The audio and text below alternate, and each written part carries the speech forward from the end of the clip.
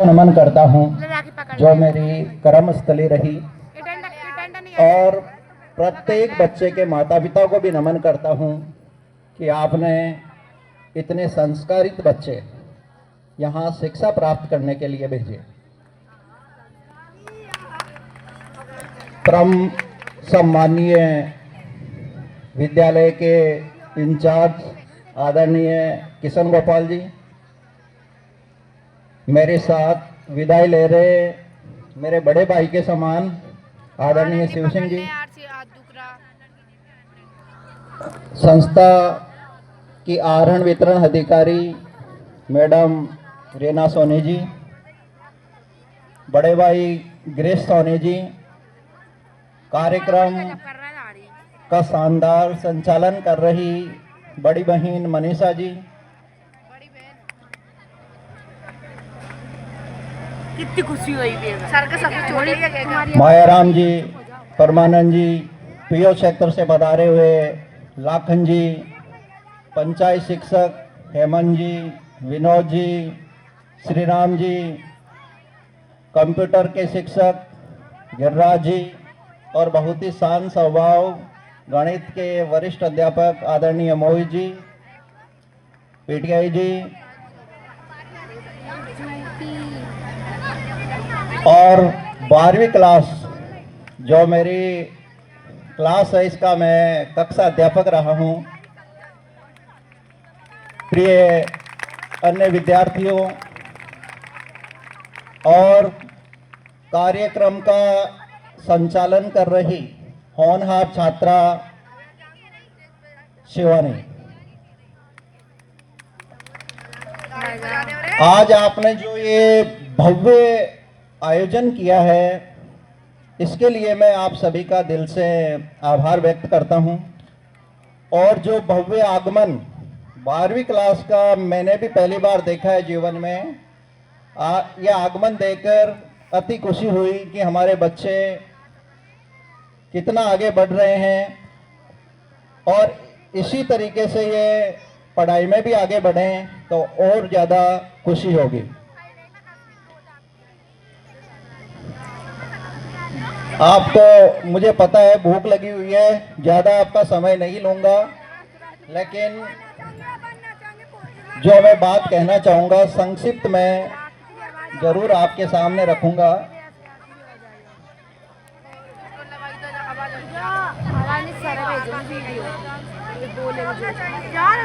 आज साथियों इस मंच पर खड़ा होकर बोलना मेरे लिए आसान नहीं है, क्योंकि विदाई नहीं बल्कि यादों का एक सुंदर अध्याय है।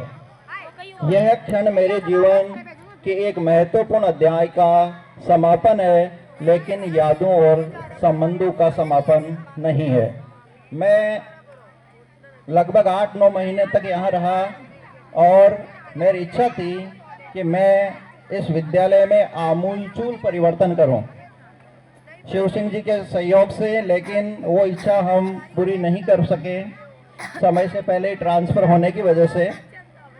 जब मैं आया था तो विनोद जी के साथ में आया जाया करता था, और जब मैंने इनसे इनकी सैलरी के बारे में पूछा तो मुझे लगा कि इनको 1000 रुपये कम मिल रहे हैं, अल्प वेतन भोगी हैं। तो सबसे पहले मैंने ये ठान लिया था कि तीनों पंचायत शिक्षकों को वो 1000 रुपये जब तक नहीं बढ़ेंगे, मैंने इनको नहीं कहा, तब तक मैं चैन से नहीं बैठूंगा। और माता दीन जी से रिक्वेस्ट करके शिव सिंह जी का मुझे पूरा सहयोग मिला और मैंने वो काम कर दिया, और इससे मुझे काफ़ी खुशी मिली।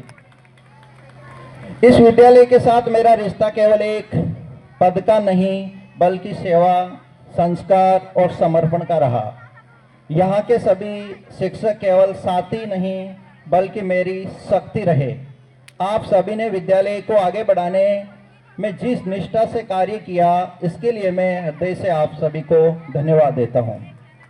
मेरे प्रिय विद्यार्थियों, आप इस विद्यालय की आत्मा हो।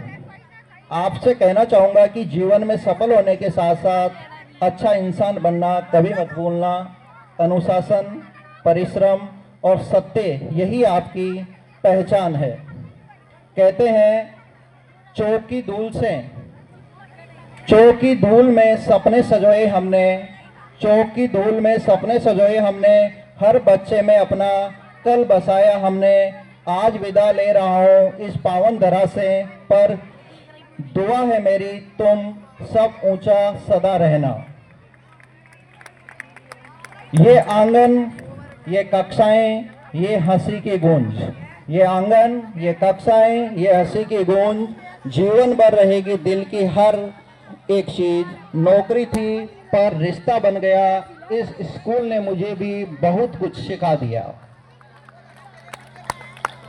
भले ही मैं यहाँ से जा रहा हूँ, लेकिन मेरा मन और मेरी शुभकामनाएं हमेशा आप सभी के साथ रहेगी। और मैं आपसे कहना चाहूँगा कि जीवन में याद रखना, इंग्लिश में ये कहावत है, if you can't be a pencil, if you can't be a pencil to write someone's happiness, then try to be a nice eraser to remove their sadness. कि जीवन में यदि आप किसी की खुशियाँ लिखने की पेंसिल या कलम नहीं बन सको, तो कम से कम आप एक अच्छा इरेजर, एक रबड़ बनने की कोशिश करना कि उनका जो दुख है उसको आप दूर कर सको।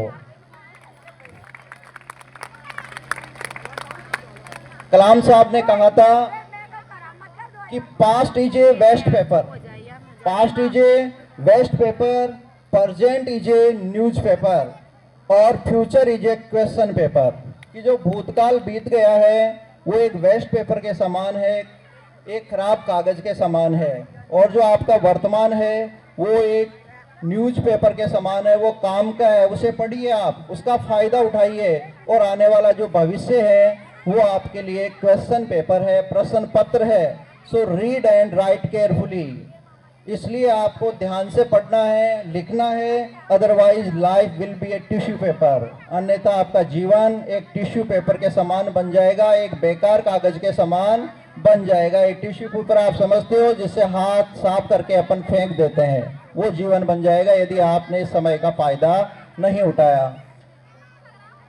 अब मैं कहना चाहूँगा कि मैं अपने फूल से बच्चों को कैसे भूल पाऊंगा, मैं अपने हर तराने में तुम्हें ही गुनगुनाऊंगा, तुम्हारी हर सुनहरी याद को कविता में गाऊंगा। विदा कर दो भले ही तुम, मैं फिर भी लौट कर आऊंगा।